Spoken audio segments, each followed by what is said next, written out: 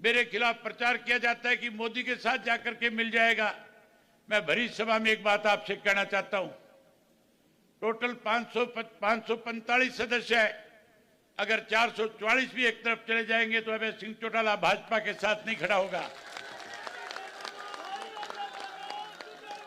ना मैं भाजपा के साथ जाऊंगा और ना मैं कांग्रेस के साथ जाऊंगा। मेरी लड़ाई केवल और केवल हरियाणा प्रदेश के किसानों की लड़ाई है। मैं जहां आपके लिए जो आपका आदेश होगा, जहां कहीं भी आप कहोगे, वहीं आपके साथ खड़ा होकर के आपकी लड़ाई लड़ने का काम करूंगा, आपकी आवाज बनने का काम करूंगा। जहां साथियों आपकी लड़ाई लड़ूंगा, जहां पिछले 5 वर्ष में मैंने आपकी लड़ाई लड़ने का काम किया है, वहीं एक चीज और बताना चाहूंगा। लगातार कांग्रेस के लोग इस प्रचार में जुटे थे, जो मेरे खिलाफ प्रचार कर रहे थे, उनकी पोल खुद की खुल गई है। साथियों, आपके सामने बड़ा उदाहरण है करनाल की लोकसभा की सीट। आप याद करो, जब चुनाव की बिगुल बजा था, जब चुनाव की घोषणाएं हुई थी, मैंने प्रेस कॉन्फ्रेंस में मेरे से प्रेस के साथियों ने पूछा था कि अभय सिंह जी आपकी क्या राय है, आप क्या करोगे। मैंने उनसे कहा था कि हम 10 की 10 सीट पे चुनाव लड़ेंगे।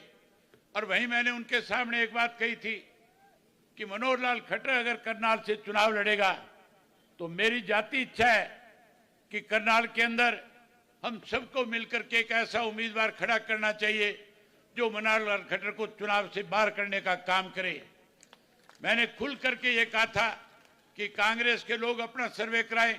मैंने अपना सर्वे कराया है। मैं रोज करनाल के लोगों से मिलता हूं, जाता आता हूं।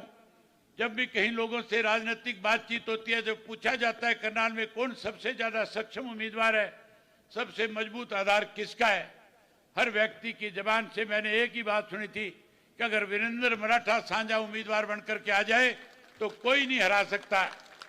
जब मेरे सामने ये बात आई तो मैंने प्रेस के माध्यम से कांग्रेस के लोगों को संदेश दिया और कहा कि अगर वीरेंद्र मराठा को कांग्रेस पार्टी भी अपना उम्मीदवार बना करके लेकर के आएगी तो इंडियन नेशनल लोकदल पार्टी कोई उम्मीदवार खड़ा नहीं करेगी, समर्थन देने का काम करेगी। जब हमने ये बात कही, वही कांग्रेस के लोगों के सामने शरद पवार जी, जो गठबंधन के सबसे बड़े नेता है, उन्होंने भी ये बात दोहराई कि आप लोगों को इस पे विचार करना चाहिए और वीरेंद्र मराठा जी को टिकट देकर के चुनाव लड़ाना चाहिए। लेकिन कांग्रेस की नीयत में खोट थी, भूपेंद्र सिंह हुड्डा की नीयत में खोट है। हुड्डा नहीं चाहता कि भारतीय जनता पार्टी हरियाणा प्रदेश में कमजोर पड़े। इसलिए साथियों, इस भूपेंद्र सिंह हुड्डा ने ऐसा कैंडिडेट, ऐसा उम्मीदवार उतारा है जो करनाल का रहने वाला भी नहीं है, जो घुमाना का रहने वाला है, जो घुमाना का रहने वाला है, और उसके ऊपर एक ऐसा केस है जिसमें पीओ घोषित हुआ है। ये मान के चलो जो पीओ है उसको पुलिस पकड़ के ले जाएगी। और आपको पता है ये भाजपा वाले बड़े बड़ों को जमानत पे नहीं छूटने देते, वो तो बेचारा बड़ा छोटा सा आदमी है। इसलिए लगातार भूपेंद्र सिंह हुड्डा जो है मनोहर लाल खट्टर की मदद करने में लगा हुआ है। दूसरा उदाहरण और आपको बता देता हूं, सुभाष चंद्रा जब एमपी बना था राज्यसभा का, सोनिया गांधी जी से और हमारी आपस में बातचीत हुई थी। मैं अपोजिशन का लीडर था। उस वक्त में ये तय हुआ था हरियाणा की 2 सीटों पे चुनाव होना था। एक सीट के ऊपर भाजपा जीत रही थी, दूसरी सीट पे कांग्रेस और हम मिलकर के चुनाव लड़ रहे थे। हमारे दोनों के मिलकर के 37 वोट बनते थे। हमारा उम्मीदवार जीतना था। मैंने उनके सामने प्रस्ताव रखा और कहा था कोई ऐसा साझा व्यक्ति लेकर के आओ जिसपे आपको आपत्ति नहीं हो, हमें भी आपत्ति नहीं हो।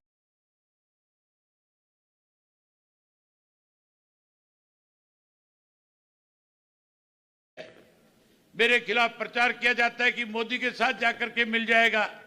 मैं भरी सभा में एक बात आपसे कहना चाहता हूं, टोटल 545 सदस्य है। अगर 444 भी एक तरफ चले जाएंगे तो अभय सिंह चौटाला भाजपा के साथ नहीं खड़ा होगा। ना मैं भाजपा के साथ जाऊंगा और ना मैं कांग्रेस के साथ जाऊंगा। मेरी लड़ाई केवल और केवल हरियाणा प्रदेश के किसानों की लड़ाई है। मैं जहां आपके लिए जो आपका आदेश होगा, जहां कहीं भी आप कहोगे वहीं आपके साथ खड़ा होकर के आपकी लड़ाई लड़ने का काम करूंगा, आपकी आवाज बनने का काम करूंगा। जहां साथियों आपकी लड़ाई लड़ूंगा, जहां पिछले 5 वर्ष में मैंने आपकी लड़ाई लड़ने का काम किया है, वहीं एक चीज और बताना चाहूंगा। लगातार कांग्रेस के लोग इस प्रचार में जुटे थे, जो मेरे खिलाफ प्रचार कर रहे थे, उनकी पोल खुद की खुल गई है। साथियों, आपके सामने बड़ा उदाहरण है करनाल की लोकसभा की सीट। आप याद करो, जब चुनाव की बिगुल बजा था, जब चुनाव की घोषणाएं हुई थी, मैंने प्रेस कॉन्फ्रेंस में मेरे से प्रेस के साथियों ने पूछा था कि अवैध सिंह जी आपकी क्या राय है, आप क्या करोगे। मैंने उनसे कहा था कि हम 10 की 10 सीट पे चुनाव लड़ेंगे।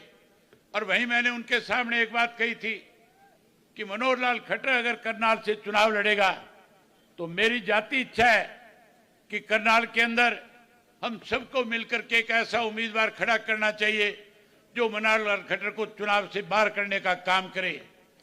मैंने खुल करके ये कहा था कि कांग्रेस के लोग अपना सर्वे कराएं। मैंने अपना सर्वे कराया है। मैं रोज करनाल के लोगों से मिलता हूं, जाता आता हूं। जब भी कहीं लोगों से राजनीतिक बातचीत होती है, जब पूछा जाता है करनाल में कौन सबसे ज्यादा सक्षम उम्मीदवार है, सबसे मजबूत आधार किसका है, हर व्यक्ति की जबान से मैंने एक ही बात सुनी थी कि अगर वीरेंद्र मराठा साझा उम्मीदवार बनकर के आ जाए तो कोई नहीं हरा सकता। जब मेरे सामने ये बात आई तो मैंने प्रेस के माध्यम से कांग्रेस के लोगों को संदेश दिया और कहा कि अगर वीरेंद्र मराठा को कांग्रेस पार्टी भी अपना उम्मीदवार बना करके लेकर के आएगी तो इंडियन नेशनल लोकदल पार्टी कोई उम्मीदवार खड़ा नहीं करेगी, समर्थन देने का काम करेगी। जब हमने ये बात कही, वही कांग्रेस के लोगों के सामने शरद पवार जी, जो गठबंधन के सबसे बड़े नेता है, उन्होंने भी ये बात दोहराई कि आप लोगों को इस पे विचार करना चाहिए और वीरेंद्र मराठा जी को टिकट देकर के चुनाव लड़ाना चाहिए। लेकिन कांग्रेस की नीयत में खोट थी, भूपेंद्र सिंह हुड्डा की नीयत में खोट है। हुड्डा नहीं चाहता कि भारतीय जनता पार्टी हरियाणा प्रदेश में कमजोर पड़े। इसलिए साथियों, इस भूपेंद्र सिंह हुड्डा ने ऐसा कैंडिडेट, ऐसा उम्मीदवार उतारा है जो करनाल का रहने वाला भी नहीं है, जो घुमाना का रहने वाला है, जो घुमाना का रहने वाला है, और उसके ऊपर एक ऐसा केस है जिसमें पीओ घोषित हुआ है। ये मान के चलो जो पीओ है उसको पुलिस पकड़ के ले जाएगी। और आपको पता है ये भाजपा वाले बड़े बड़ों को जमानत पे नहीं छूटने देते, वो तो बेचारा बड़ा छोटा सा आदमी है। इसलिए लगातार भूपेंद्र सिंह हुड्डा जो है मनोहर लाल खट्टर की मदद करने में लगा हुआ है। दूसरा उदाहरण और आपको बता देता हूं, सुभाष चंद्रा जब एमपी बना था राज्यसभा का, सोनिया गांधी जी से और हमारी आपस में बातचीत हुई थी। मैं अपोजिशन का लीडर था। उस वक्त में ये तय हुआ था हरियाणा की 2 सीटों पे चुनाव होना था।